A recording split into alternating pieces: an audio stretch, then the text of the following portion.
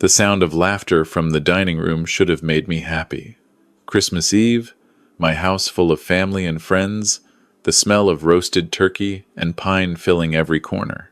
But as I stood in the doorway of my own kitchen, watching my daughter-in-law Nicole arrange plates on the counter, something felt wrong. "Robert, you're finally up," she said without turning around. Her voice had that edge I'd learned to recognize over the past 8 months. "I was wondering when you'd grace us with your presence." It was 6:30 in the evening. I'd been up since 5 that morning, preparing the turkey, setting up the house, making sure everything was perfect for tonight. But I'd gone upstairs to change my shirt after spilling gravy on it, and apparently, that 15-minute absence was enough to become a topic of conversation. I was just... Never mind, she cut me off. "Dinner's ready. Everyone's waiting." I followed her into the dining room, where 12 people sat around the table I'd extended to its full length.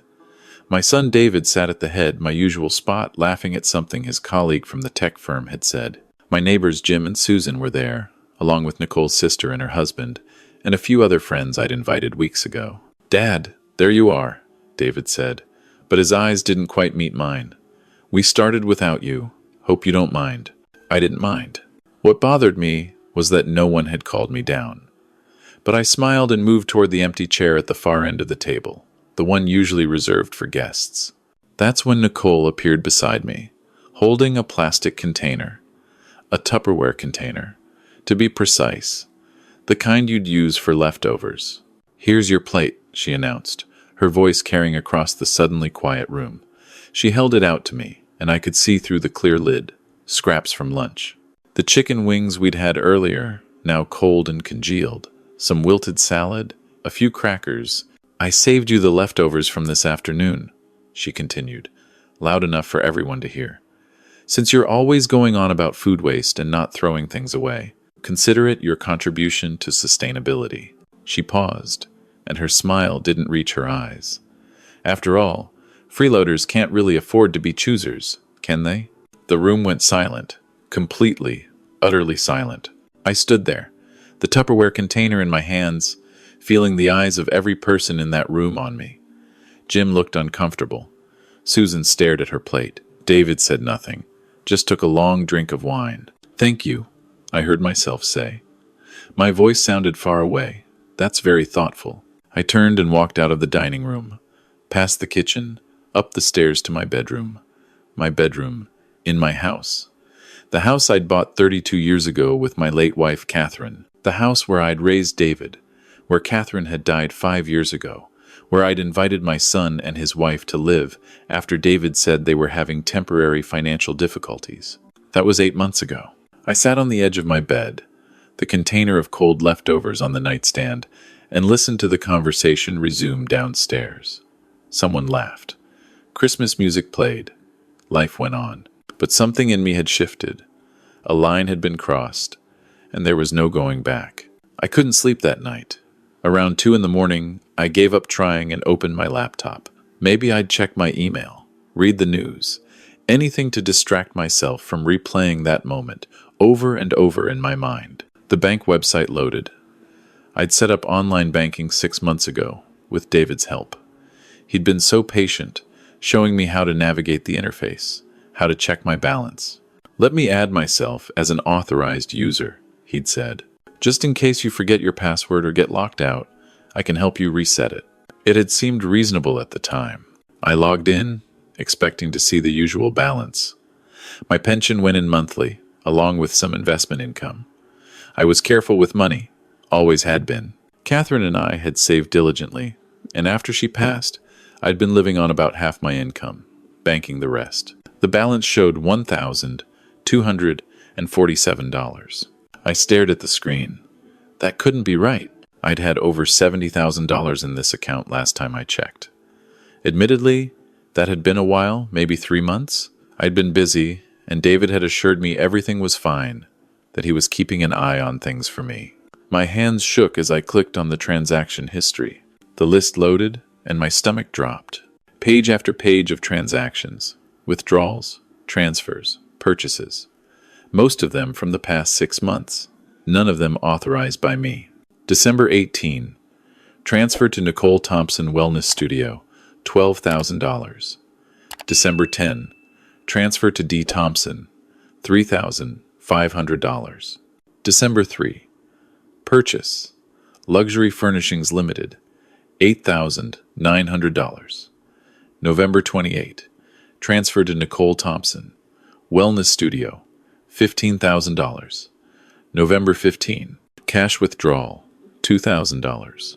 I kept scrolling. The transactions went back months. My chest felt tight. I counted them.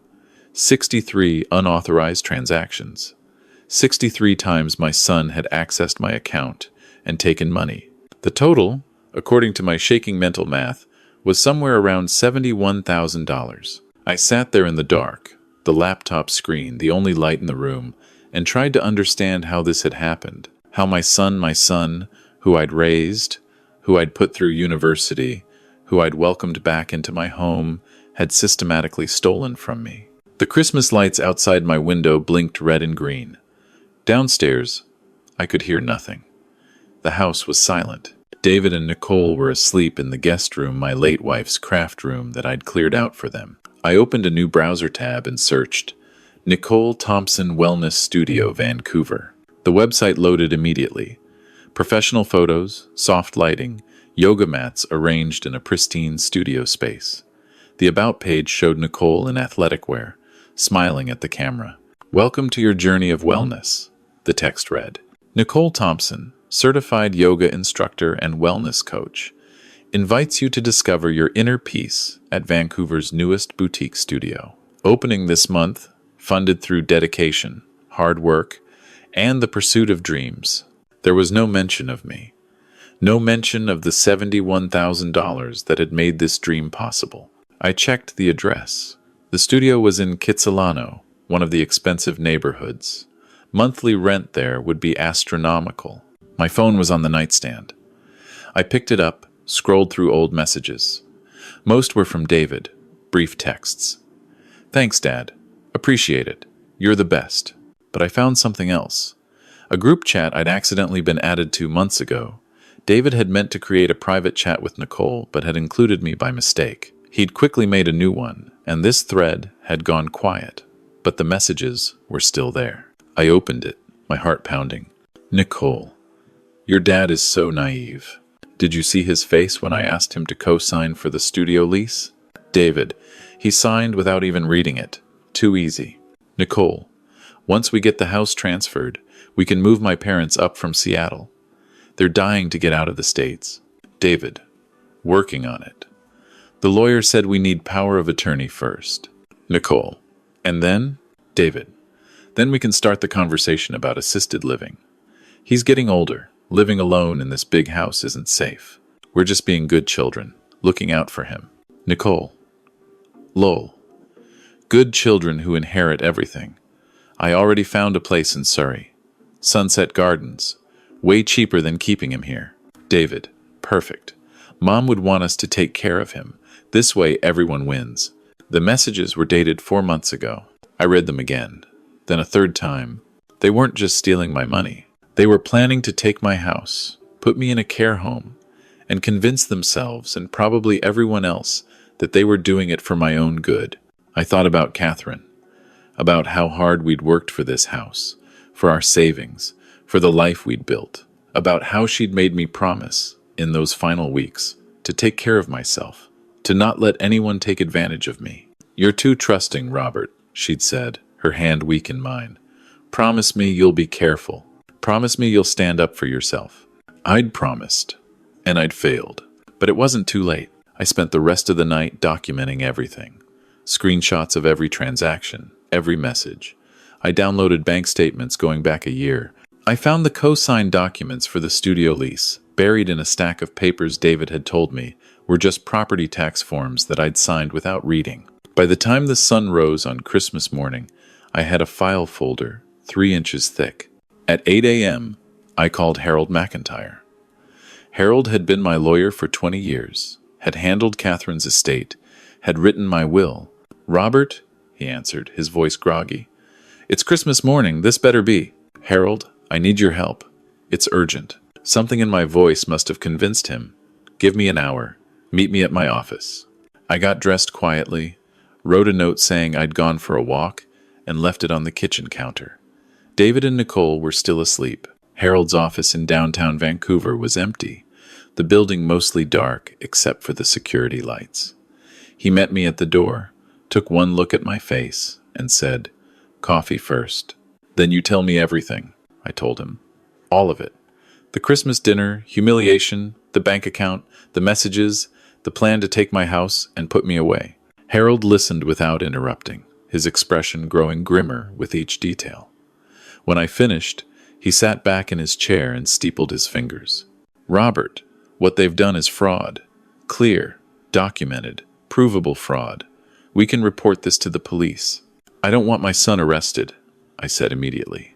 "I understand. But you need to understand something. If you don't take action, this won't stop. They'll keep taking until there's nothing left." "What are my options?"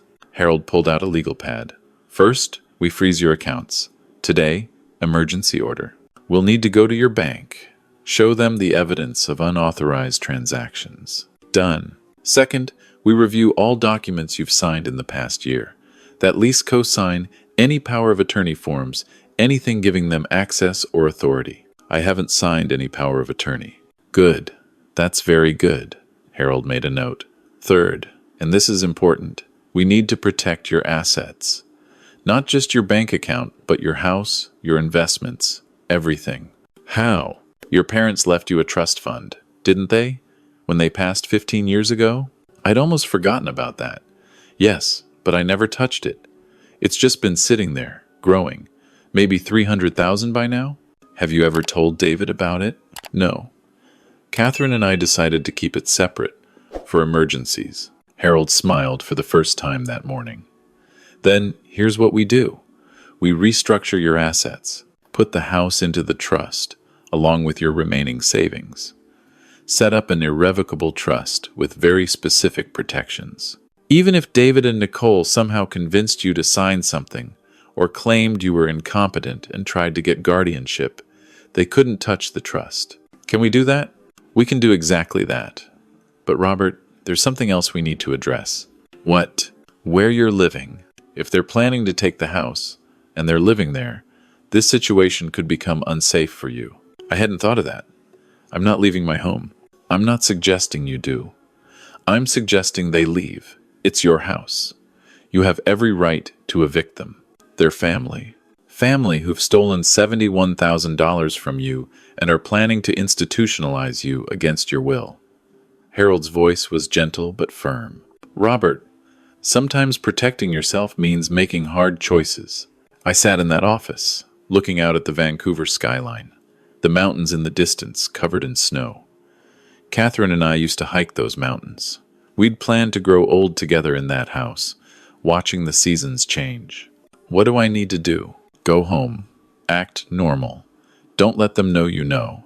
Give me 3 days to get the paperwork in order.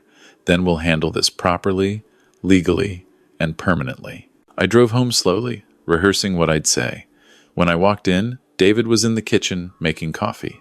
"Hey, Dad, where'd you go?" "Saw your note. Just needed some air. Early morning walk."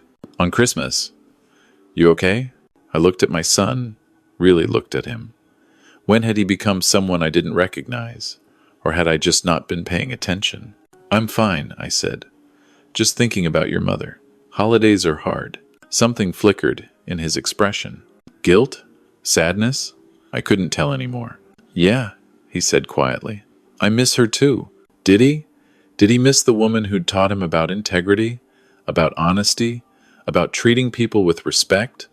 Or had he conveniently forgotten those lessons when money became involved? The next 3 days were surreal. We went through the motions of Christmas, opening gifts, eating leftovers, watching holiday movies. I smiled and nodded and pretended everything was fine. Nicole made a few more comments about my age, about how I should really think about downsizing, about how taking care of this big house must be exhausting at your age.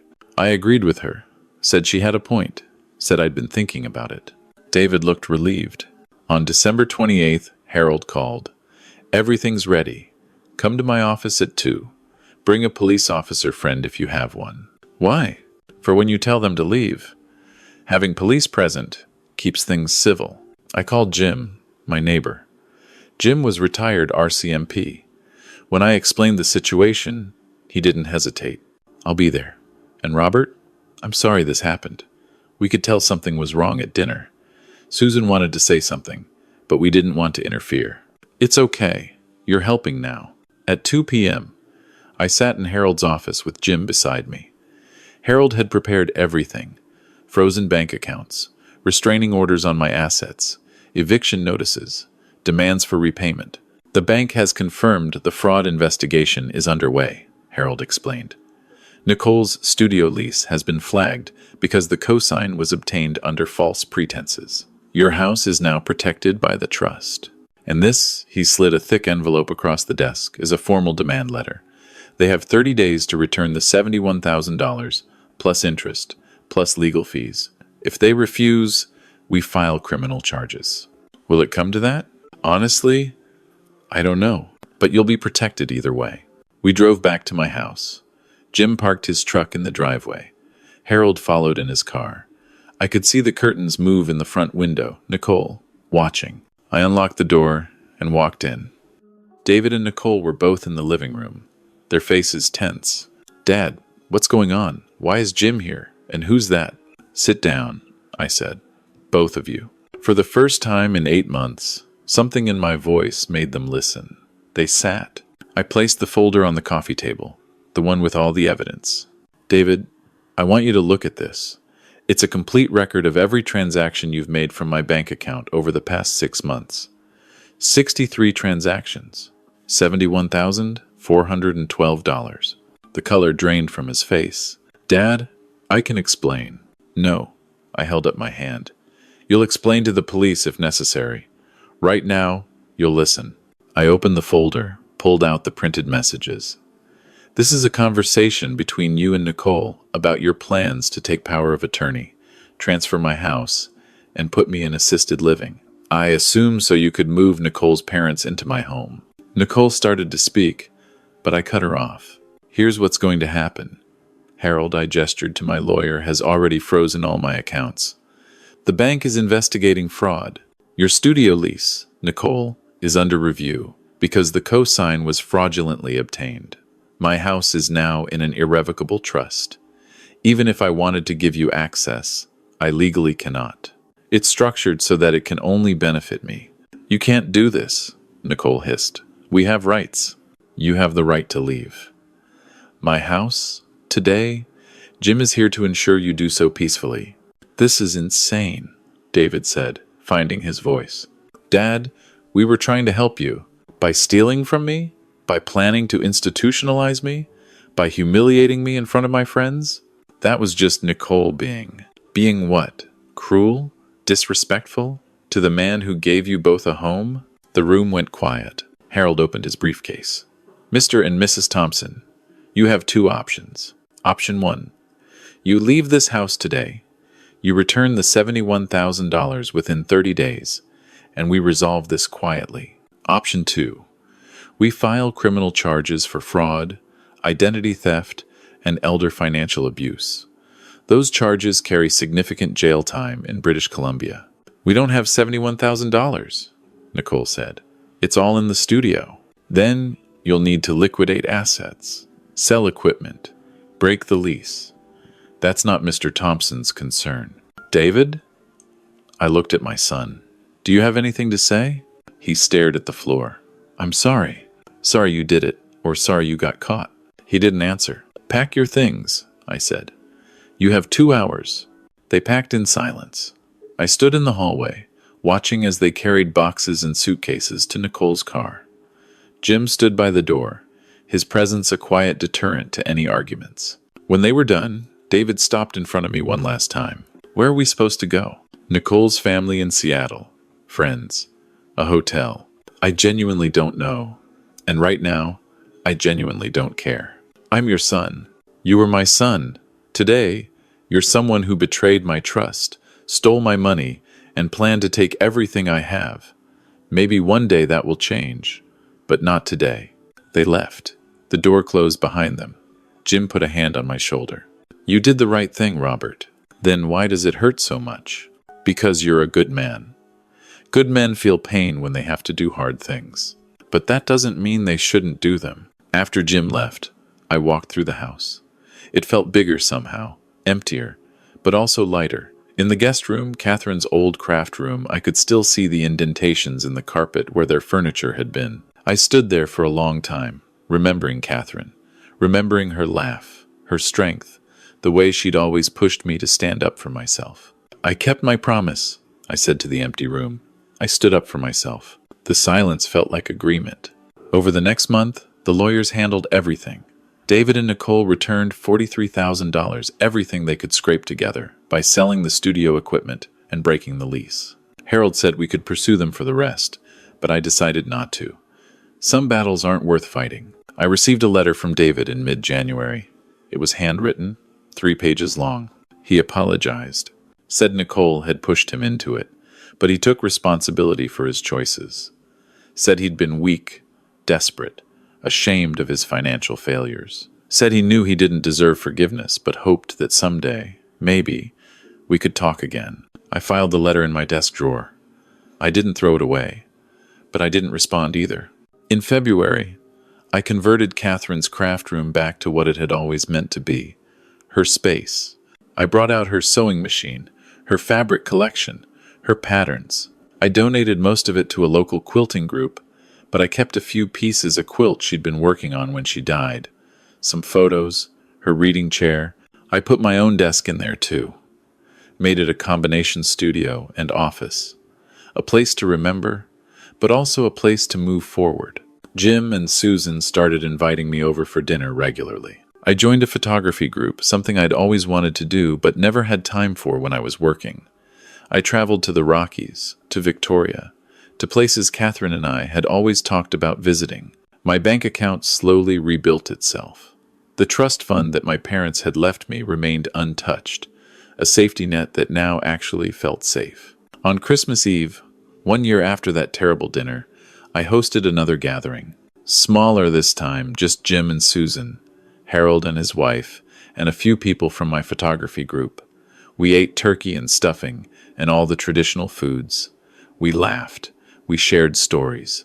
No one served me leftovers in a Tupperware container. As I stood in my kitchen that night, washing dishes and listening to the conversation in the next room, I thought about the past year, about trust and betrayal, about family and what it really means, about the difference between being kind and being foolish. I thought about Catherine's last words to me. Promise me you'll stand up for yourself. I'd kept that promise. And in doing so, I'd found something I didn't know I'd lost. My dignity, my peace, my sense of self. The house felt like mine again. Not because I'd kicked anyone out, but because I'd finally learned to defend what mattered. My phone buzzed. A text from an unknown number. Dad, it's David. Just wanted to say, I'm working on myself. Got a therapist. Got a real job. No excuses for what I did, but I'm trying to be better. I understand if you never want to talk to me again, but if you ever do, I'm here. I stared at the message for a long time. Then I put the phone down and went back to my guests. Some bridges burn. Some can be rebuilt, but rebuilding takes time, effort, and genuine change. For now, I chose peace over pain, boundaries over false reconciliation, self-respect over guilt. My house, my rules, my peace. And for the first time in a very long time, that was enough.